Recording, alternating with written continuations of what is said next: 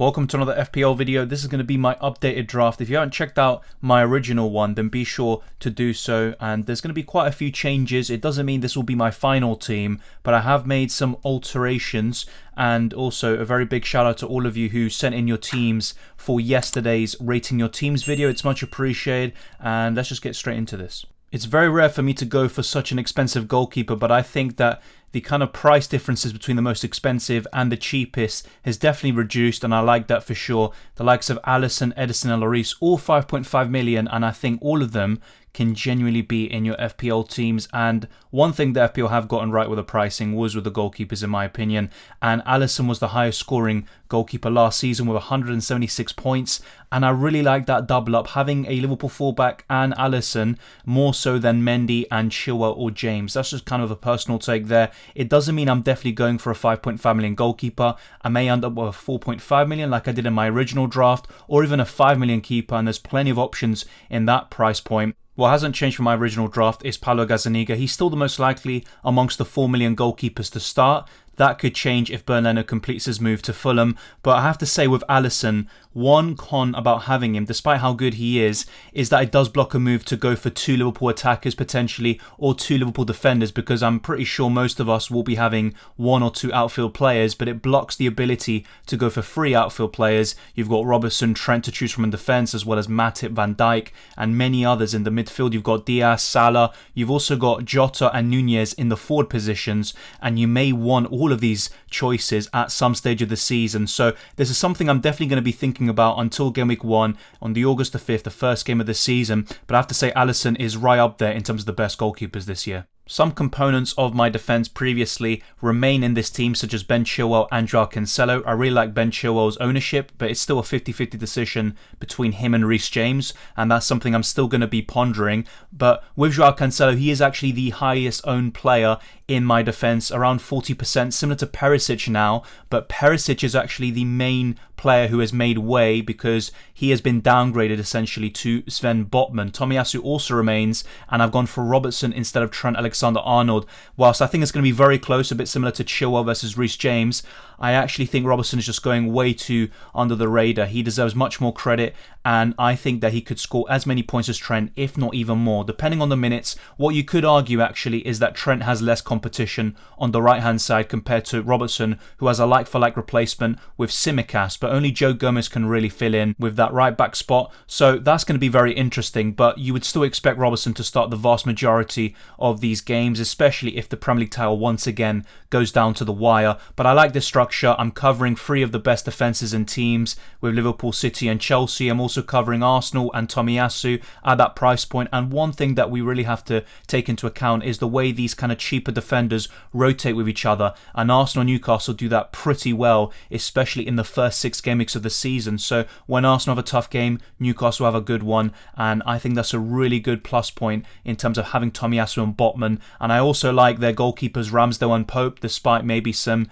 difficult periods last season. You've also got Trippier at 5 million. If you can afford it, then I think it's worth that extra 0.5 million. But unfortunately, in terms of what I wanted for my midfield and attack, I haven't been able to find that extra 0.5 million to fund Botman to Trippier. But it's still something that I'm considering, and probably something I'm going to tinker with until I can find that solution. We've taken several players from the best differentials team video and placed them into this new draft, including Mahrez and Maddison. But the likes of Salah, Pereira and Rashford remain the same from the original draft, and I still think this looks like a really solid midfield. I've got 2 medium-priced players there with Mahrez and Maddison, and the really good thing is that you can swap them to the likes of Sancho, maybe an 8.5 million midfielder like Jared Bowen. You've got Kulusevski, Saka, Mason Mount, Luis Diaz. So you've got plenty of options around those prices, and I think that's a really good way of having a flexible team structure, especially in the midfield. Mohamed Salah or Son is very, very tricky, and it's just a shame that you can't have both of them, but it also makes it a bit more interesting and spices things up. Son's ownership is now 26%, and I am tempted by him for sure, especially with Gameweek 1 in mind against Southampton, but you can also cover the Spurs attack with Kulusevski, or in the case of Harry Kane, who's always going to be ever present. With Kulusevski, my main concern is from Game Week 2 onwards. Once Richarlison's suspension is served, he's going to be missing out in Game Week 1, so you'd expect Kulusevski, Son and Harry Kane to be the front three. But will that be the case every single game week until the end of the season? Probably not with the signing of Richarlison. Spurs aren't going to sign someone for around 60 million if they're not going to play plenty of games and start them in the Premier League. So that will be interesting to monitor. Having one of Son or Harry Kane is definitely very appealing, and if you're looking to differentiate yourself from the rest of the pack, having both of them at the same time is actually a differential in itself. But Rashford is in here. He started in pre-season against Liverpool in their 4-0 victory, and that's very, very encouraging. Jadon Sancho was the one who kind of stole the show, and he's only 7.5 million, and we have to keep an eye on him. But Rashford has done an incredible job in previous FPL seasons with plenty of 150 plus point campaigns, and if he can do something like that at only 6.5 million, that just gives you incredible value. Maybe not as much as Jarrod Bowen last season, but still very, very encouraging stuff. And I think Rashford could be a game-breaking option this year. And the price decrease obviously caught us all by surprise. Pereira for me is the best 4.5 million midfielder, and that's why he remains in this team. But keep an eye on Josh Da Silva, who actually scored for Brentford during pre-season, and he can get plenty more minutes following the departure of Christian Eriksen. As for Riyad Mahrez, as I said in my recent videos, he's going to be competing with the likes of Cole Palmer and Julian Alvarez on the right wing spot, but you'd still expect them to be the main right winger.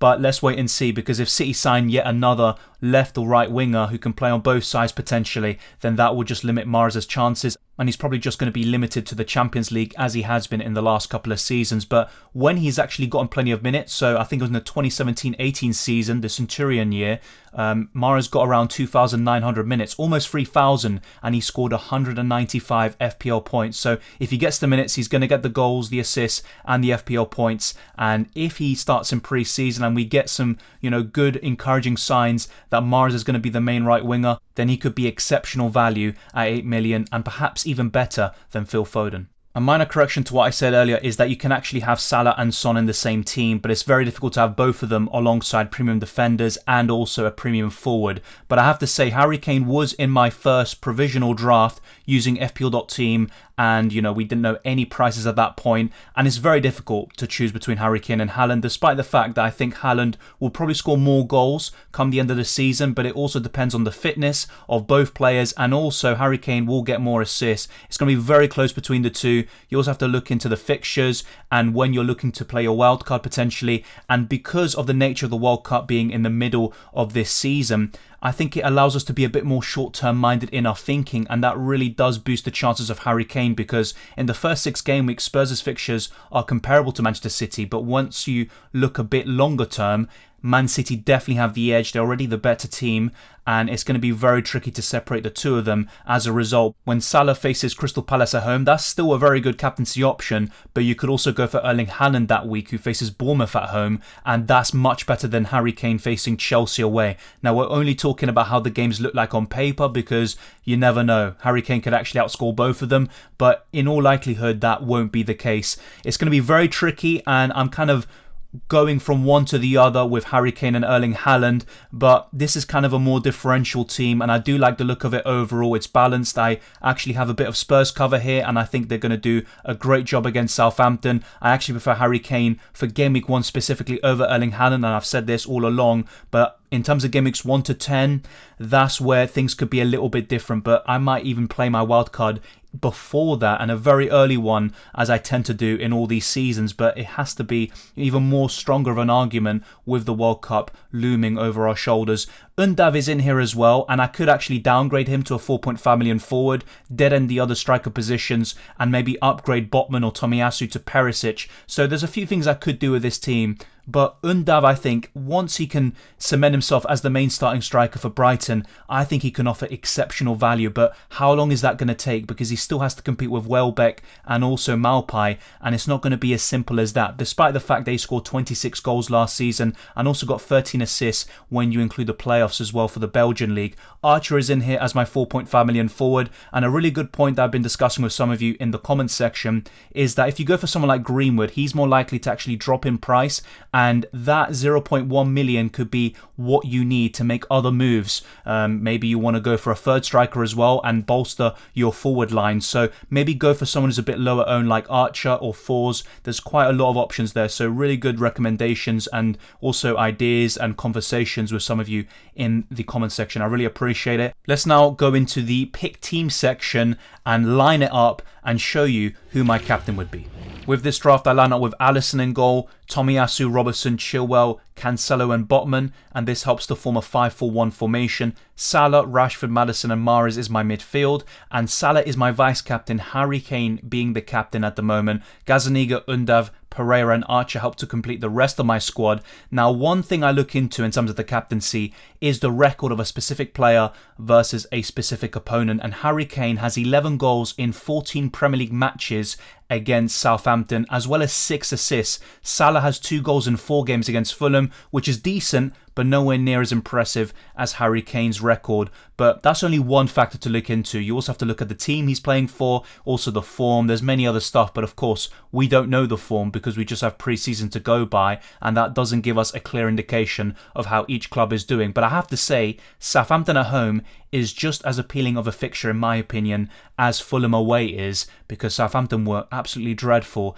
last season, especially towards the end. But that's just my kind of take on it. Harry Kane or Salah would definitely be a really big debate. If I had Haaland instead of Harry Kane, then I think Salah would just be my easy captain, and he's also the template protect your rank kind of captain. Harry Kane is more chasing upside with lower ownership, still around 15%, and that's very appealing to me. It presents an opportunity to lay the foundations and to go different from the rest of the pack. But this is what I'm going for at the moment. Let me know your thoughts. Of course, it's not perfect. I could make a few alterations, downgrade Undav to a 4.5 million forward, use that to get Perisic in defence, or maybe spice things up a little bit, go for Diaz instead of Maddison. But I have to say, I am liking some of these more differential picks. But thank you very much for watching. If you enjoyed this video or found it useful, smash the like button and subscribe if you're new. Be sure to hit the notification bell.